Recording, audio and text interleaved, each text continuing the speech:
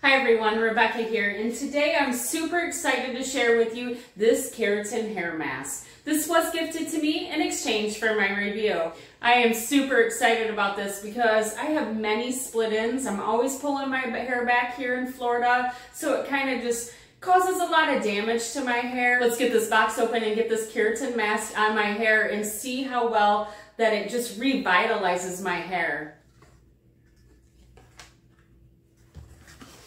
They do suggest that you do wash your hair prior to the treatment and that you spread it evenly throughout your hair.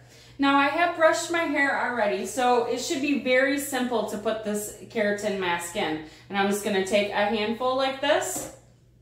And I can tell you it smells very good. Really see how dry and brittle my hair does look.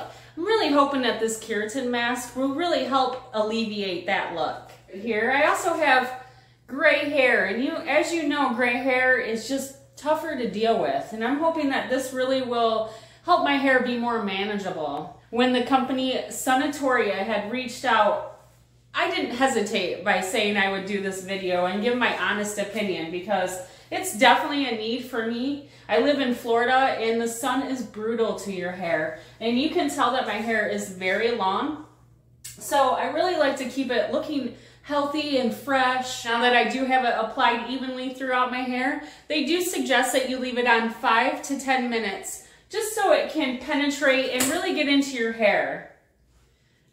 I really like how my hair turned out from the keratin mask. My hair is very thin and straight, so when I put a little extra moisture in there, it usually looks very weighed down or it feels just not good. And this keratin mask, it's very lightweight. I love the way that it feels and looks in my hair. And you can tell that it really did work on those hard to manage gray hairs. Now look at after I have it flat ironed, it just looks so smooth and just more manageable. It looks so great. I love the way that this really turned out. All in all, this is a great keratin mask and I do suggest it. See you guys next time.